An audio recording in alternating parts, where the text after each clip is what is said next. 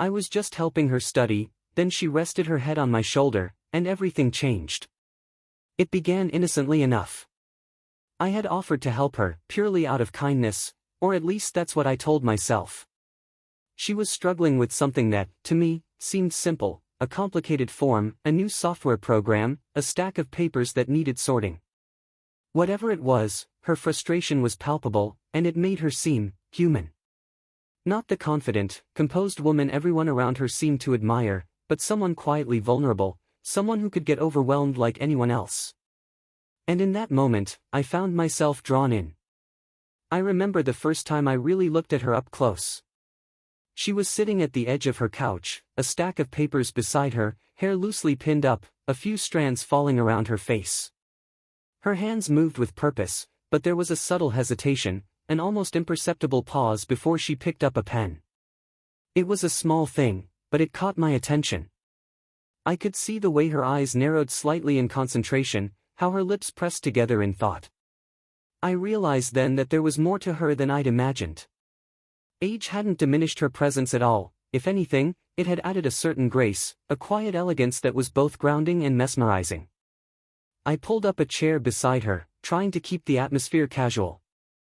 "Here, maybe it's easier if we go step by step," I suggested, attempting to hide my curiosity behind a friendly smile. She glanced at me, her eyes flickering with surprise, and I caught the tiniest hint of amusement in the corner of her mouth.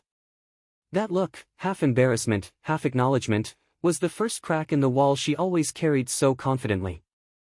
I didn't say anything, I just handed her a page and waited. There was a subtle energy in that shared silence, the kind that exists before a storm or just before something changes. I noticed every little detail, the way her fingers brushed mine when she reached for a paper, the faint warmth radiating from her, the soft rustle of her clothing as she shifted closer to see the notes. Even the quiet room seemed to hum with possibility. And I realized that I was watching her not just as a person who needed help, but as someone I genuinely wanted to understand, someone whose presence made the ordinary act of studying feel different. She finally looked up, her expression softening. "Thanks," she said, and there was something in her voice that I couldn't place, a mixture of relief and connection. It made my chest tighten in a way I hadn't expected.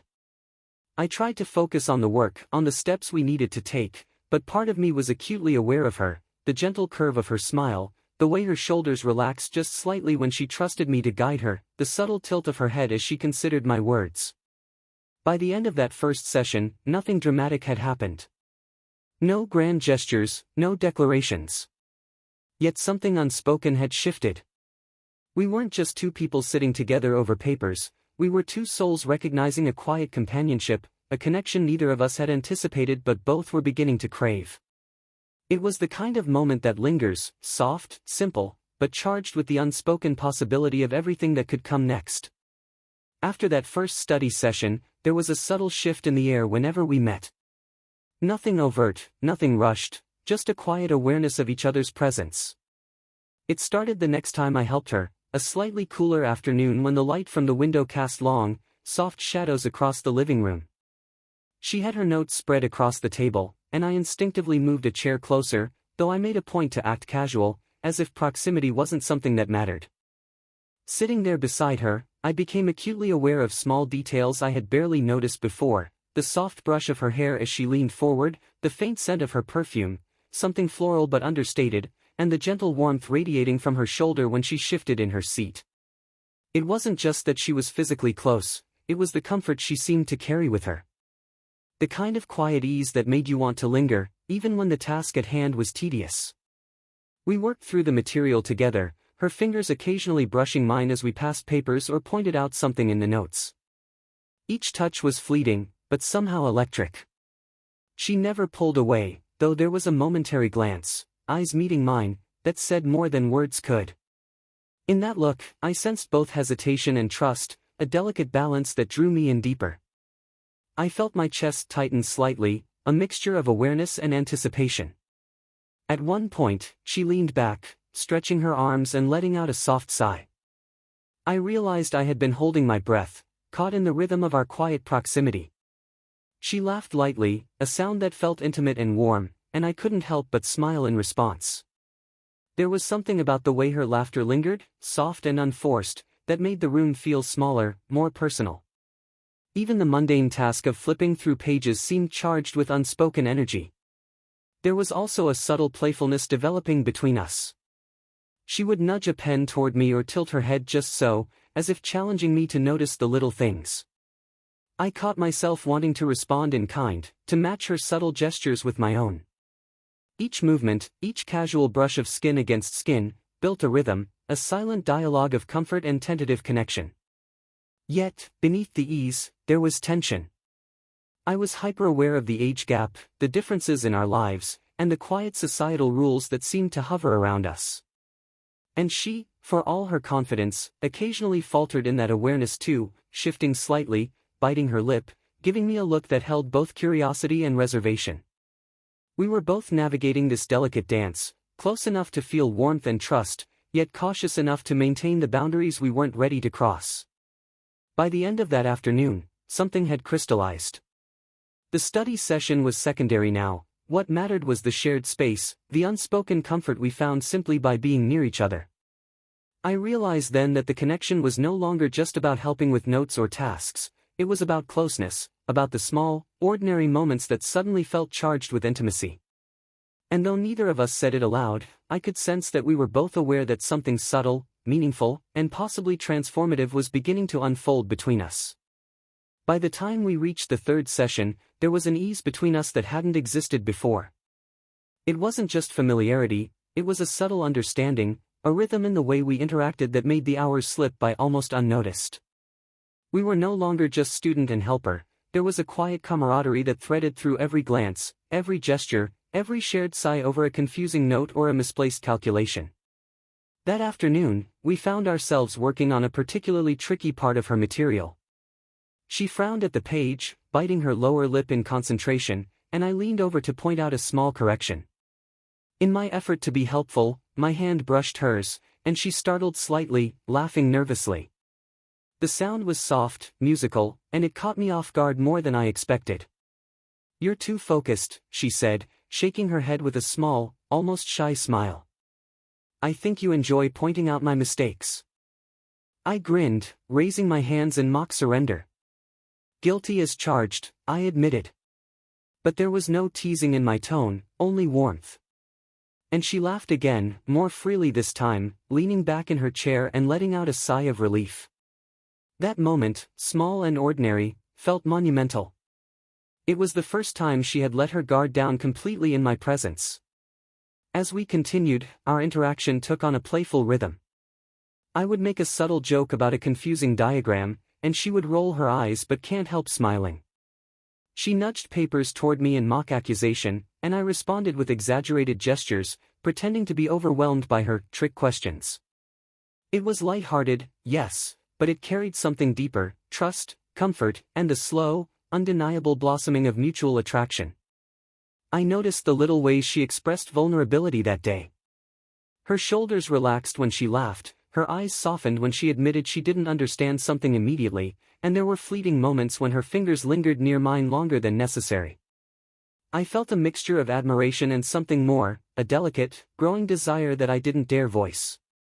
The age gap, the social norms, the self-imposed caution, they all hovered at the edges of my mind.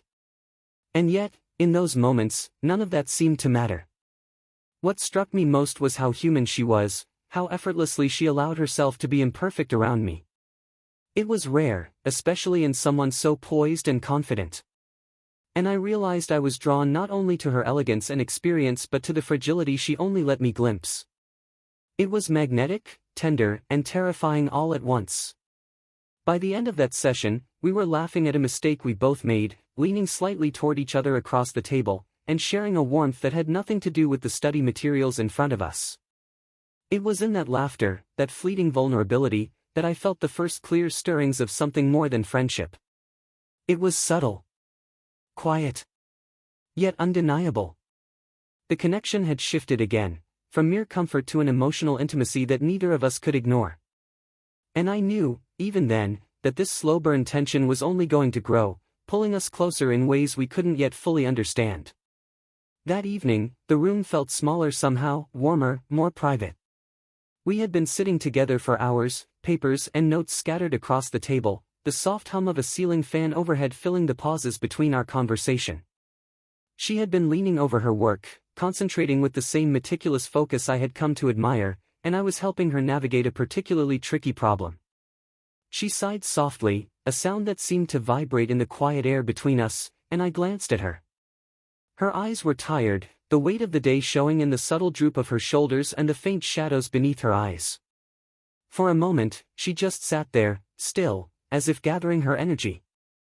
Then, without warning, she shifted slightly, tilting her head toward me, and rested it gently on my shoulder.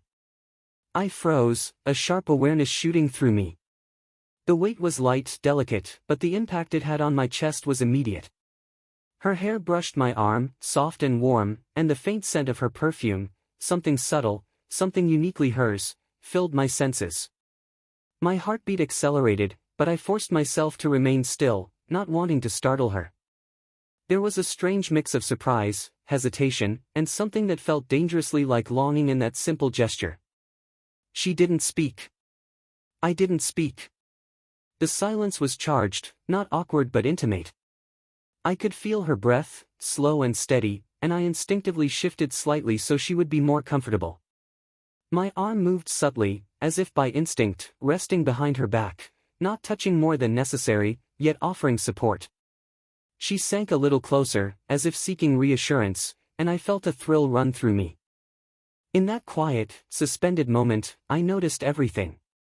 The gentle slope of her neck, the soft rise and fall of her shoulder against mine, the slight tension in her hands as they rested on the table.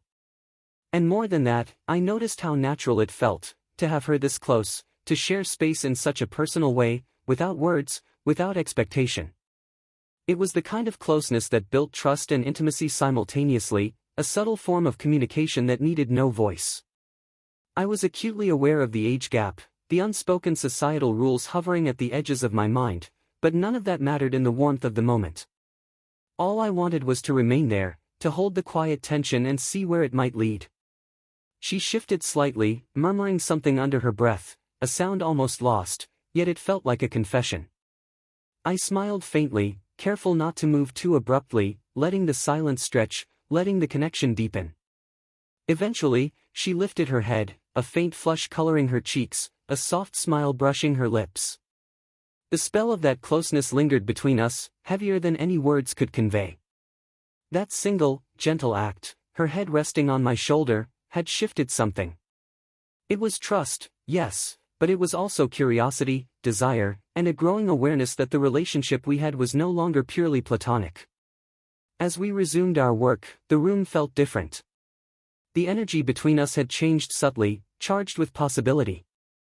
I caught myself stealing glances at her more often, noticing the way her hair fell over her shoulder, the quiet confidence returning to her posture. And I knew, deep down, that this moment, the shoulder, the silence, the intimacy, was only the beginning of something neither of us could fully define yet. After that evening when her head had rested on my shoulder, everything between us seemed subtly changed. It wasn't something that could be put into words yet, it wasn't even about words. The air around us had a new texture, warmer, heavier, charged with a quiet tension that neither of us dared to name aloud.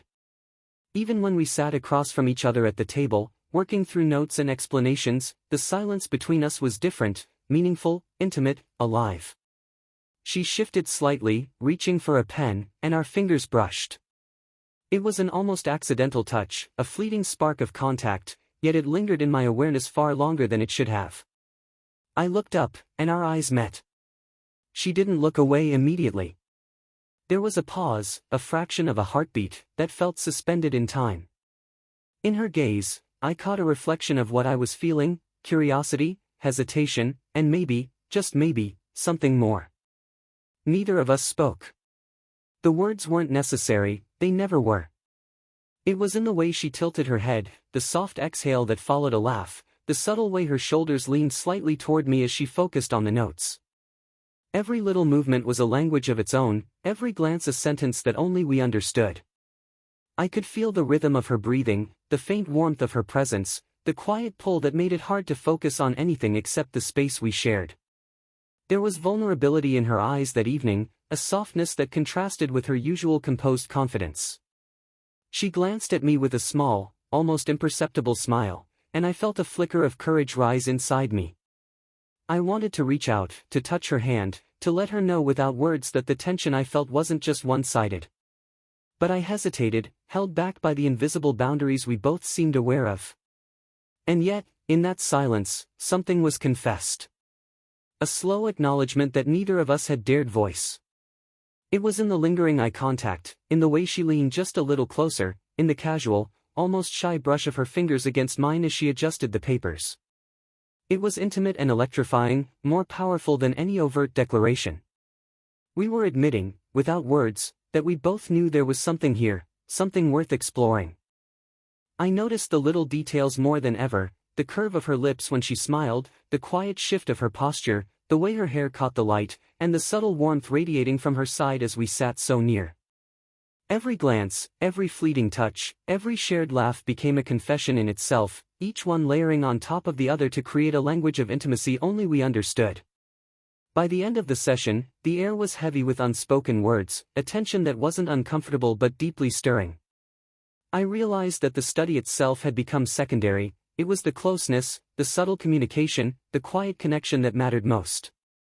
And even though neither of us had spoken a single confession aloud, we both knew the truth. We were no longer just helper and student, or teacher and learner. We were two people discovering a bond that could no longer be ignored, a slow-burn attraction growing brighter with every shared moment, every pause, every glance.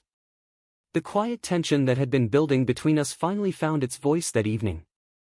It wasn't sudden or dramatic. It was a gentle, tentative unfolding, like a flower slowly opening under the first rays of sunlight. We had finished the last of the notes, the papers pushed aside, the pens still in our hands, yet neither of us moved immediately. The air between us felt charged, not in a way that demanded action, but in a way that insisted on attention. She shifted slightly, folding her hands over the edge of the table, her eyes searching mine with a mixture of apprehension and quiet courage. I appreciate you, she said softly, her voice low, almost shy. I don't think I've ever had someone who could be this patient with me, who notices the little things. Her words hung in the air, tender and sincere. I felt my chest tighten, and I realized that what I had been feeling, the warmth, the curiosity, the subtle longing, was mutual. I notice, I replied quietly, choosing my words with care. I notice because I want to. Because I like being here with you. There was a pause, an almost imperceptible exhale, as if she had been holding her breath for a long time. Her lips curved into a soft smile, one that held both relief and something more, something tentative yet unmistakable. Her hands moved slightly, brushing against mine as she adjusted her posture.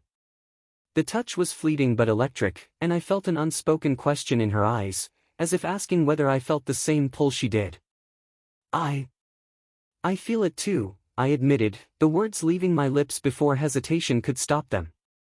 I know it's complicated. The age difference, everything else, but I can't deny it. I've been trying to, but I can't. She nodded slowly, a blush rising to her cheeks, her eyes dropping for a fraction of a second before meeting mine again. I was afraid to feel this, she confessed, voice barely above a whisper. I didn't know if it was right, or if I should. But sitting here with you, it just feels natural. Comfortable. And more than that, it feels right, somehow. We sat in silence for a moment, letting the honesty settle around us like a warm blanket. It wasn't loud or forceful, but the weight of it was undeniable. Every glance, every slight movement of our hands, every soft breath carried the promise of something more. The study materials lay forgotten, the room existed only for the space we were sharing, for the acknowledgement of feelings that had been simmering beneath the surface for so long. Finally, she leaned back slightly, a soft smile playing at her lips. I don't know what comes next, she admitted. But I want to explore this. Carefully. Slowly. With honesty. I nodded, a quiet smile matching hers.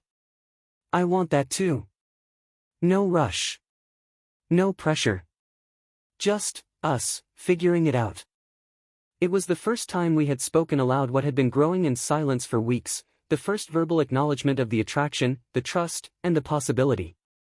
And though the future was still uncertain, that evening marked a turning point, a moment when hesitation gave way to honesty, when unspoken tension became shared understanding, and when our slow-burn connection finally began to take the shape of something real, tender, and undeniable.